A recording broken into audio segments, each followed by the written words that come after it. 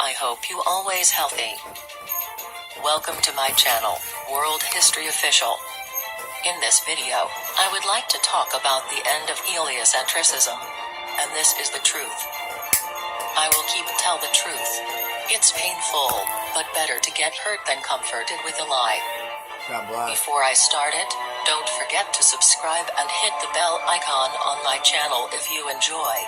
Don't forget to share this information to your family, your friends and everyone. I can't speak, I had speech disorder. So, I'm sorry to use robot voice to you. Many people complain about this.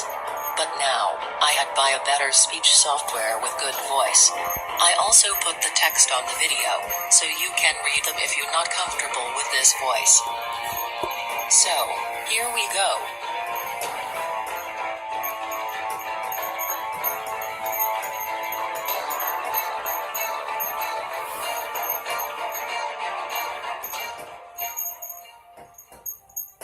Copernicus was a sun worshipper who had been studying Platonic mysticism, which claimed the sun was the highest in the observable universe.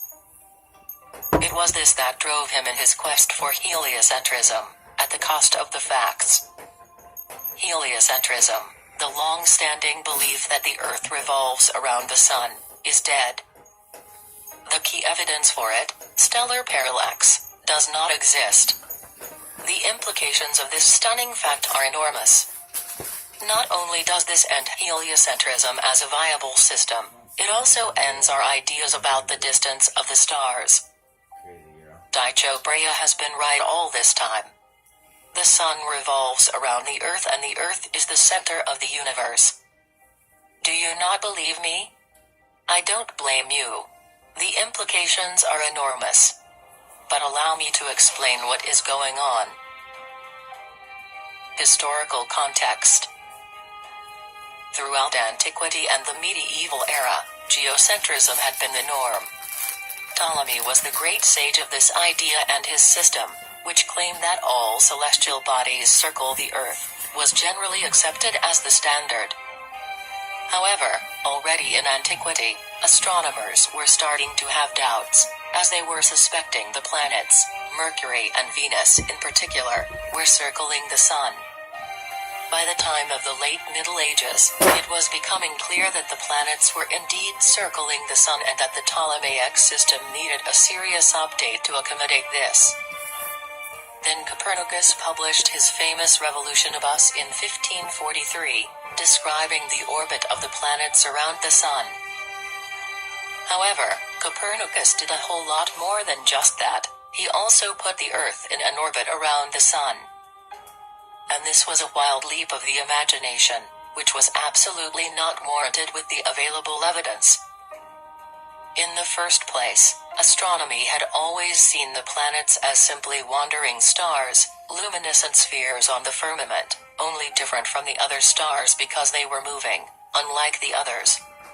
To suddenly claim the Earth was just another planet was not at all uncontroversial, and it still isn't. Secondly, we should be witnessing stellar parallax when the Earth circles the sun. Stellar parallax. If the Earth is orbiting the sun, then this should show in relative movements of closer and further away stars. Parallax is what we see when we drive by a landscape and closer by objects seem to be moving more quickly than those further off. Stellar parallax, then, should result from the movements of the Earth. Closer stars should show relative motion compared to further away stars. And this was simply not being observed at the time. However, Copernicus and his followers explained this away by saying that the stars were simply too far away for the effect to be observed. In doing so, he also laid the foundation for the insane size of the universe that science nowadays claims. The universe has been ballooning immensely since the days of the Copernicus. It is for these reasons that Tycho Brahe published his An Introduction to the New Astronomy in 1588, proposing a geocentric, Neo-Ptolemaic system, where the sun revolves around the Earth and the planets around the sun. The Tychonic system is simpler than the Copernican one and definitely fitted the observable evidence of the time better than heliocentrism. It still does today.